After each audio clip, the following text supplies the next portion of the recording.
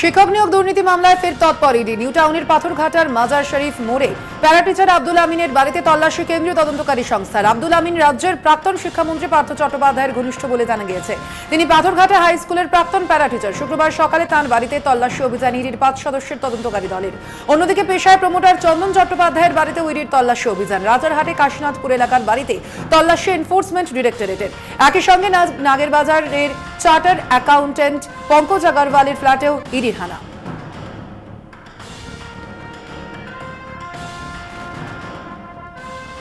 সরবেরিয়ার গ্রামবাসীদের বয়ান রেকর্ড। চায়ের দোকানে বসে জিজ্ঞাসাবাদের মাঝে আটক এক। ইডির ওপর হামলার অভিযোগে আটক। শাহজাহানের বাড়ির সামনে জমায়েতের মধ্যে ওই ব্যক্তির থাকার অভিযোগ।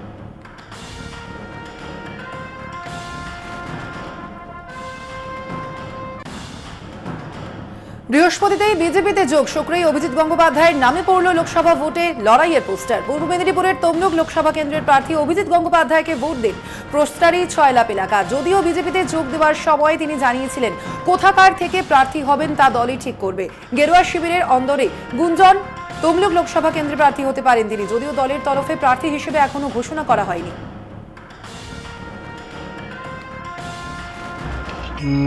কি বলবো বলতে, অভিজিৎ গঙ্গোপাধ্যায় বর্তমান এক্স জাস্টিস, তো উনি দাঁড়াবেন এটা শুনছি। তো এখন সেই আশা নিয়ে আমরা দেয়াল লেখা হচ্ছে দেখতে পাচ্ছি, ঠিক আছে। তো উনি যে দাঁড়ান সত্যি আমাদের গর্বের, আমাদের নন্দীগ্রামবাসী বা আমাদের পূর্ব মেদিনীপুর জেলার সত্যি গর্বের। কারণ উনার যে আমরা রায় দেখেছি, যারা চাকরি যোগ্য প্রার্থীরা চাকরি পায়নি, তারা যেভাবে রাস্তায় দাঁড়িয়ে আন্দোলন করছে দিনের পর দিন, তো তাদের উনি সুবিচার দিয়েছেন। তো এরকম একটি ব্যক্তি যিনি অন্যায়ের বিরুদ্ধে লড়ছেন, তিনি আমাদের কেন্দ্রে প্রার্থী হবে, এটা সত্যি চরম। পাঁঠা বিক্রি হয় কুরবানির সময় আর গদ্দার বিক্রি হয় নির্বাচনের সময়। নির্বাচনের মুখে তৃণমূল ছেড়ে পদ্মফুলে যোগ দিতে তাপস রায়কে গদ্দার বলে খোঁচা সাংসদ সৌগত রায়ের। বেলগড়িয়া শহর তৃণমূল কংগ্রেসের উদ্যোগে আয়োজিত জনগর্জন সভার প্রস্তুতি সভা থেকে এই মন্তব্য বিতর্কে জড়ান সৌগত রায়। শুধু তাপস রায়কে নয়, পদত্যাগী বিচারপতি অভিজিৎ গঙ্গোপাধ্যায়কেও গদ্দার বলতে পিছু পা হননি তিনি। বিধায়ক হিসেবে তাপস রায় বিজেপিতে যোগদানের পরেই বরানগরে তৃণমূলের লেখা বিভিন্ন দেয়ালগুলোকে বিজেপি মুছে দিয়েছে। কি বলবেন? আমি শুনি এসব কিছু হবে বদমাইশি। ওই একটা ছেলে খুব ভালো একটা নোট লিখে এসেছে, বলছে যে পাঠা বিক্রি হয় কুরবানির সময় আর গদ্দার বিক্রি হয় নির্বাচনের সময়।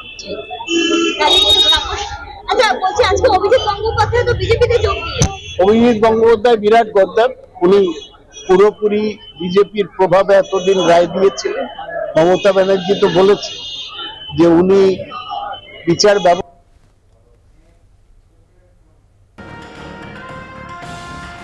একদিকে যখন দেওয়াল লিখনের মধ্য দিয়ে নির্বাচনী প্রচার শুরু করলেন আলিপুরদুয়ার লোকসভা কেন্দ্রের বিজেপি প্রার্থী মনোজ টিগ্গা, তখনই চা বলয়ে পড়ল জন বার্লার সমর্থনে এবং মনোজ টিগ্গার বিরুদ্ধে হাতে লেখা পোস্টার। জলপাইগুড়ি জেলার গয়েরকাটা চা বাগানের বিভিন্ন জায়গায় হাতে লেখা এই পোস্টারের দেখা মিলেছে, যেখানে একদিকে লেখা রয়েছে মনোজ টিগ্গাকে দূর হটাও, জন বার্লাকেও সাংসদ বানাও। আবার কোথাও পোস্টারে লেখা জন বার্লাকে সাংসদ রূপে দেখতে চাই। স্বাভাবিকভাবেই এই ধরনের পোস্টার পড়ায় রীতিমতো অস্বস্তিতে পড়েছে গেরুয়া শিবির।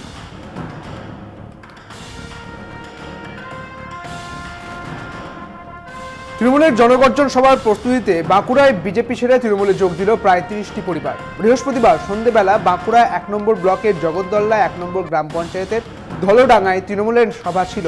সেই সভায় জাম্বনি গ্রামের প্রায় 30টি পরিবার বিজেপি থেকে তৃণমূলে যোগ দিয়েছেন বলে দাবি। তৃণমূলের মমতা বন্দ্যোপাধ্যায়ের উন্নয়নের শরিক হতেই তার দল পরিবর্তন করেছেন বলেই দাবি তৃণমূলের, যদিও বিজেপি এই যোগদানকে নাটক বলে কটাক্ষ করেছে।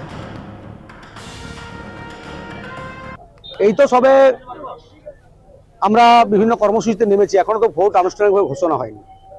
শুধু আজকে 305 নম্বর বুথের নির্দলীয় প্রতিদ্বন্দ্বী প্রার্থী এবং প্রায় 30টা বিজেপি পরিবার আজকে ধলডাঙ্গা মোড়ে আমাদের জনগর্জন সভার যে প্রস্তুতি সভা, সেখান থেকে পতাকা হাতে তুলে নিলেন। আর লক্ষ্য রাখুন, আগামী দিনে বাঁকুড়া 1 নম্বর ব্লকে বিরোধীদের আরো অনেকে জয়েন করবে, ঠিক আছে। কারণ পশ্চিমবাংলার মানুষ বুঝে গেছে যে দিদি একমাত্র বিকল্প। জাম্বনি গ্রামে যে কোটি আমাদের বিজেপি কর্মী আছে, সক্রিয় আছে এবং সজাগ আছে।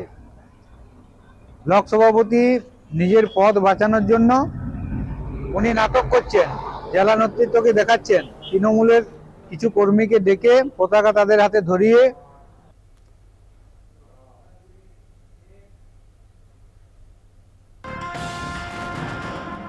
মুর্শিদাবাদের ঘাসফুল শিবিরে খুশির হাওয়া। জলঙ্গিতে জনগর্জন সমাবেশের প্রস্তুতি সভায় তৃণমূলে যোগদান কংগ্রেসের টিকিটে জয়ী এক গ্রাম পঞ্চায়েত সদস্যর।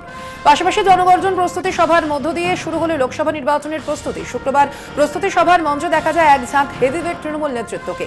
মঞ্চে ছিলেন রাজ্যের মন্ত্রী স্নেহাশিস চক্রবর্তী, প্রাক্তন সাংসদ তথা তৃণমূল সহ সভাপতি মাইনুল হাসান, বর্তমান সাংসদ আবুল তাহের খান, বিধায়ক আব্দুর রাজ্জাক, ব্লক সভাপতি মাসুম আলী আহমেদ সহ আরো অনেকে।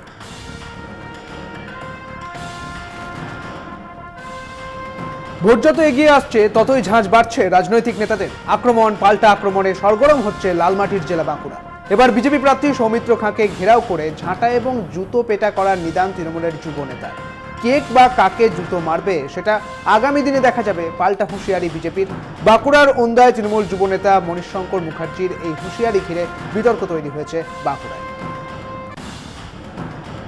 আমরা বিভিন্ন রকম আন্দোলন, চিঠি, চাবাটি কেন্দ্রকে করা হয়েছে এবং আপনারাও আপনাদের মিডিয়াতেও দেখিয়েছি যে বারবার বিজেপিরা দাবি করেছেন যে আমরা টাকাটা বন্ধ রেখেছি। তো মানুষের টাকা, মানুষ কাজ করেছে, তাদের ঘর, এটা তো হকের টাকা, এটা বাংলার টাকা। তো আমরা অনেক আন্দোলন করেছি, দিল্লি গেছি, আমাদের ট্রেন বাতিল করা হয়েছে, আমরা অনেক কিছু করেও টাকাটা আদায় করতে পারিনি।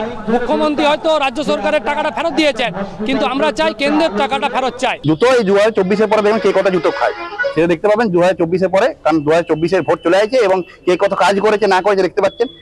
বিষ্ণুপুরে জিতবে, বাঁকুড়া জিতবে এবং এখানে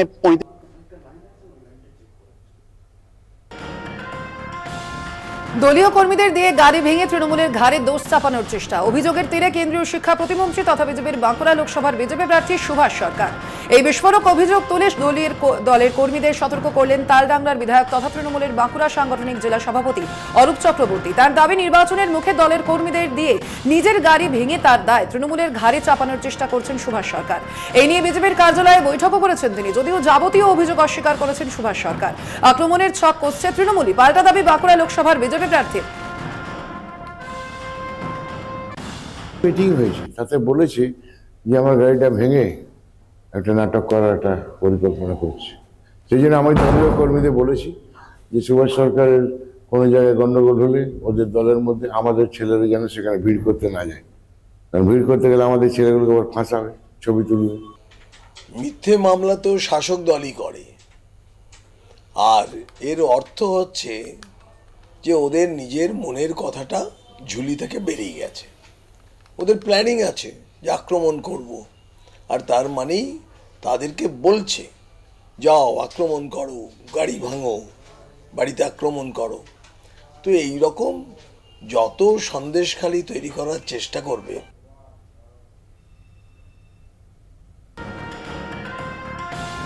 ভোটের দিন ঘোষণা হয়নি এখনো, কিন্তু সেই চেনা ছবি। এই ভোটের আগে উত্তপ্ত ভাঙড়ের রাজনীতি। ভাঙড়ের জনগর্জন সভার প্রস্তুতি সভায় বিরোধীদের উদ্দেশ্যে হুঁশিয়ারি তৃণমূল নেতা। ভোটের প্রচারে বিরোধীদের দেওয়াল লিখতে না দেওয়ার পরামর্শ তৃণমূল নেতা রাকেশ রায় চৌধুরী। কথাগুলোকে আমি কখনো সমর্থন করি না।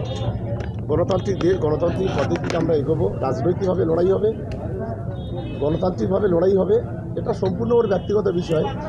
এ বিষয়ে দল কখনো সাপোর্ট করে না, সমর্থন করে না। সামনে সন্দেশকালী দেখতে পেয়েছে, আপনারা বিরোধী বিজেপিকে দেয়াল লিখতে দেবেন না। সন্দেশকালীর মতো ওখানকার মা বোনেরাই আপনাকে বুঝে নেবে, বিজেপির কিছু করতে হবে না। তৃণমূলের দিন শেষ হয়ে এসছে। রাকেশ বাবু উনি বলেছেন যে দেয়াল লেখার কাজ বিরোধী পার্টিতে করতে দেবেন না। যেমন ঝাড় তার তেমনি বাস। এই রাকেশ বাবুর নেতার নাম হচ্ছে শওকত মোল্লা, ওখানকার যিনি এমএলএ। 2021-এর বিধানসভা নির্বাচনের পরে রাকেশ বাবু যিনি যা যা করেছেন তার অঞ্চলে, মানুষ তার প্রমাণ আছে। এই ধরনের আজই প্রার্থী তালিকা ঘোষণা করতে পারে কংগ্রেস। কোন আসনে কে প্রার্থী তা কংগ্রেসের নির্বাচনী কমিটির বৈঠকে চূড়ান্ত। কেরল, কর্ণাটক, তেলেঙ্গানা, ছত্তিশগড়, দিল্লি ও লাক্ষাদ্বীপ, এই 6 রাজ্যেই অধিকাংশ প্রার্থীর নাম চূড়ান্ত হয়েছে বলে জানিয়েছেন বর্ষিয়ান কংগ্রেস নেতা কেসি বেণুগোপাল। জানা গিয়েছে, কেরলের ওয়েনার কেন্দ্র থেকেই প্রার্থী হতে চলেছেন রাহুল গান্ধী। তবে কি শুধু ওয়েনার থেকেই দাঁড়াবেন রাহুল গান্ধী, নাকি আমেঠি থেকেও লড়াইয়ের সম্ভাবনা রয়েছে তা তালিকা প্রকাশের পরই স্পষ্ট হবে।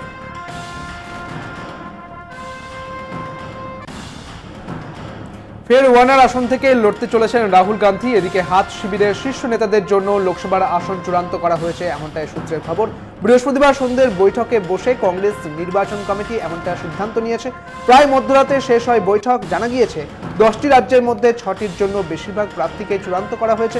কেরল, কর্ণাটক, তেলেঙ্গানা, ছত্তিশগড়, দিল্লি এবং লাক্ষাদ্বীপ থেকে আসন চূড়ান্ত করা হয়েছে। কেরলের ওয়ানার থেকেই লোকসভায় লড়তে চলেছেন রাহুল গান্ধী। কংগ্রেস নেতা ভূপেশ বাঘেল ছত্তিশগড়ের রাজানন্দগাঁও থেকে প্রার্থী হবেন এবং কোররা থেকে প্রতিদ্বন্দ্বিতা করবেন জ্যোৎস্না মহন্তা এবং দ্রুতই এই আনুষ্ঠানিক ঘোষণা হয়ে যাবে বলে জানিয়েছেন কংগ্রেস নেতা কেসি ভেনুগোপাল।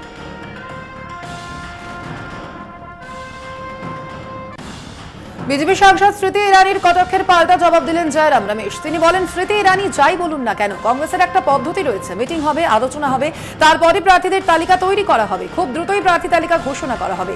রাহুল গান্ধী ও প্রিয়াঙ্কা বদ্রা কোথা থেকে নির্বাচনে লড়বেন তা সিইসি সিদ্ধান্ত নেবে।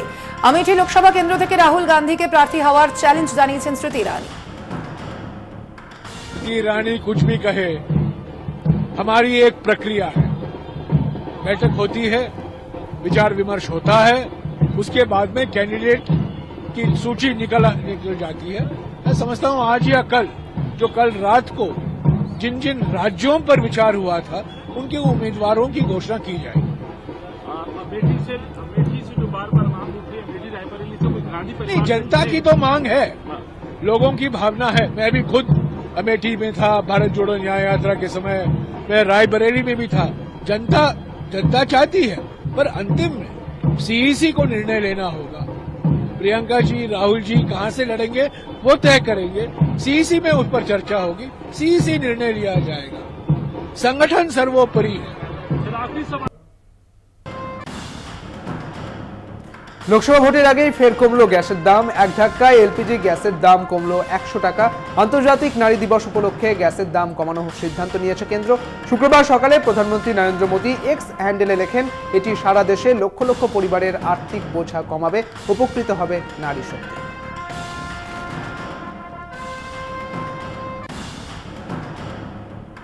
গ্যাসের সিলিন্ডারের দাম কমানো নিয়ে মোদী সরকারকে তো তৃণমূল সাংসদ শান্তনু সেনের।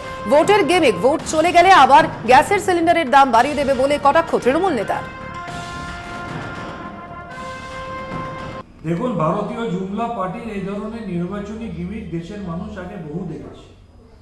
দেশের মানুষ জানে 2014 সালে বিজেপি ক্ষমতায় আসার আগে রান্নার গ্যাসের দাম ছিল 400 টাকা, সেটা বিজেপির আমলেই 1200 টাকা হয়েছে। আবার এই ধরনের সস্তার চমক ভারতবর্ষের মানুষ দেখেছে। তারা দেখেছে উত্তরপ্রদেশের নির্বাচনের আগে কিভাবে 2 মাস পেট্রোল ডিজেলের দাম বাড়েনি, তারপর নির্বাচন হওয়ার পর ফলাফল ঘোষণার আগেই তারা দাম বাড়িয়ে দিয়েছে। সুতরাং এবারও ভারতবর্ষের মানুষ জানে এই সস্তার গিমিক তারা 100 টাকা কমিয়েছে, নির্বাচন হবে, ফলাফল ঘোষণার আগেই দেখবেন 200 টাকা দাম বাড়িয়ে দিয়েছে। সুতরাং এই সমস্ত চটকদারি রাজনীতিতে এবারে আর ছিঁড়ে ভিজবে না। গ্যাসের দাম কমানো নিয়ে মোদী সরকারকে নিশানায় এনসিপি সাংসদ সুপ্রিয়া সুলের। তাঁর অভিযোগ, গত 9 বছরে ক্ষমতায় থেকেও গ্যাস সিলিন্ডারের দাম কমানো নিয়ে ভাবেনি মোদী সরকার। ঠিক যখন নির্বাচন সামনে তখনই গ্যাস সিলিন্ডারের দাম কমানোর ঘোষণা। এই ঘোষণায় তিনি অবাক নন বলেও জানিয়েছেন এনসিপি সাংসদ। এটাও একটা দুর্নীতি বলে কটাক্ষ Supriya সুলের। I am not surprised at all. Look at the timing. Last 4 years.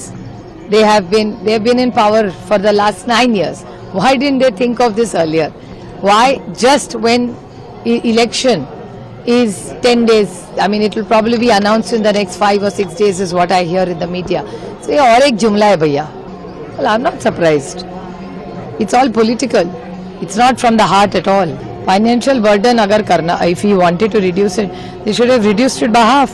In our government, the cylinder was 430 rupees. Why don't they match it to 400 rupees? Well, Gadkari Sahib is a very tall leader and a pragmatic leader of India. We are all very proud of him, even if we work in different ideologies. He believes in a vibrant democracy.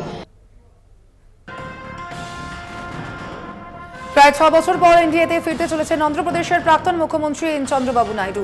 বৃহস্পতিবার বেশি রাতে কেন্দ্রীয় স্বরাষ্ট্রমন্ত্রী অমিত শাহ এবং BJP সভাপতি JP নাড্ডার সঙ্গে বৈঠক করেন টিডিপি প্রধান।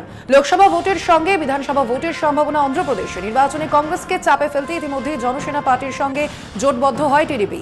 তেলেঙ্গানায় গত বিধানসভা ভোটে বিজেপিকে সমর্থন করেছিল জনসেনা পার্টি। এই আবহেই শাহ নাড্ডার সঙ্গে চন্দ্রবাবুর বৈঠকের পর 3 দলের আসন সমঝোতা প্রায় চূড়ান্ত বলেই ধারণা রাজনৈতিক মহলে।